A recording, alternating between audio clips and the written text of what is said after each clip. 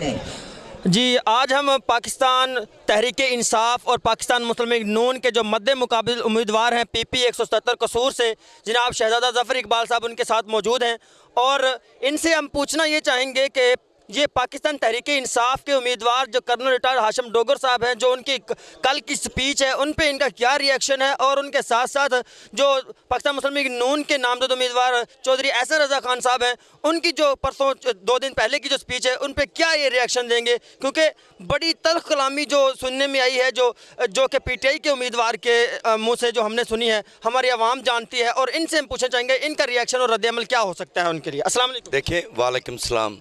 देखें, मैं सिर्फ 2 बातें करूंगा।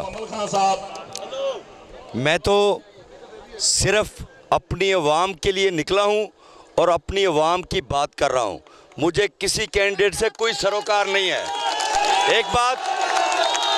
दूसरी बात मैं आपको बता दूं, ये देख रहे हैं आपने 1 हफ्ता से मेरे हर प्रोग्राम की कवरेज की है।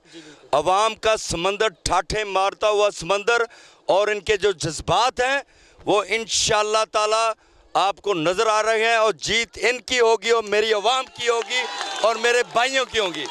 अच्छा, बाकी रही टिकट की बात, तो मैं ये कहना चाहता हूँ कोई टिकट की बात नहीं। ये टिकट भी मेरी अवाम है, ये प्यार भी मेरा अवाम है जो इंशाअल्लाह मुझे मिल रहा है। अच्छा, जो कल कर्नल रिटायर्ड हाशिम डोगर ने बातें की हैं वो आपने सुनी है, उनके बारे में आपका क्या रिएक्शन है, आप क्या ना चाहते हैं? मैं किसी की बात नहीं सुन रहा, मैं सिर्फ अपनी अवाम के पास जा रहा हूँ। मैं सिर्फ उनसे प्यार कर रहा हूँ, अवाम मेरे साथ प्यार है। मैं किसी की कोई चीज़ सुन नहीं रहा। अच्छा, और ये सिर्फ अवाम की सुन रहा हूँ, मैंने हमारे भाइयों की सुन रहा हूँ। जी, हमारे जो एक सर्वे है लाइव न्यूज़ का, उसके मुताबिक हमने देखा है कि हल्के के जितने भी नवाही गांव हैं उनमें आपकी बहुत ज़्यादा अक्सरियत मौजूद है। लोग आपकी हमायत के लिए पै दर पै आ रहे हैं। तो आप क्या चाहते हैं? आप उन लोगों के लिए कोई एक पैगाम देना चाहते हैं? उन लोगों को बताना चाहते हैं कि हम अगर इक़्तिदार में आए तो हम आपके लिए क्या करेंगे, जैसे कि दूसरी पार्टीज कर रही हैं? मैं अपनी अवाम को 2 बातें कहूँगा। अवाम को चाहिए क्या?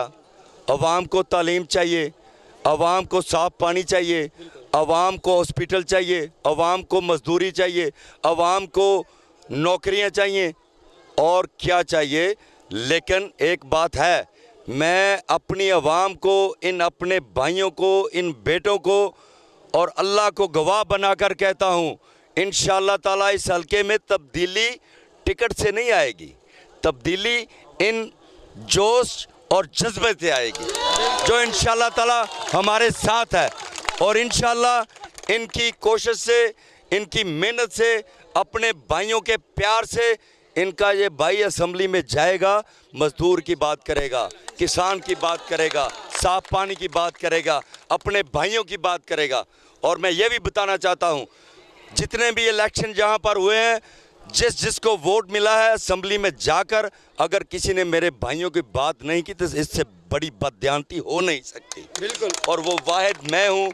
इंशाल्लाह ये मेरी आवाज़ बने हैं, मैं इंशाल्लाह इनकी आवाज़ बनूंगा। ओके सर, बहुत शुक्रिया जी। इनका कहना ये था कि अगर हमें जीत मिली, अगर हम PP 177 से विन करके गए, तो ये जो अवाम जो ठाठे मारता हुआ समंदर यहाँ पे इनके सामने मौजूद है, इनके नौजवानों को हम रोज़गार देंगे, इनके नौजवानों को हम तालीम देंगे, इनके नौजवानों को हम हॉस्पिटैलिटी देंगे, बेसिक ज़रूरियात हम इनकी पूरी करेंगे। जैसा कि पिछले इक़्तिदार में जो कैंडिडेट यहाँ से मुंतखब हुए, जो उन्होंने इनके साथ किया, हम उनके बिल्कुल मुखालफ जाके अपनी आवाम की आवाज़ बनेंगे। आज के प्रोग्राम के साथ मुझे दीजिए इजाज़त। अल्लाह हाफिज़।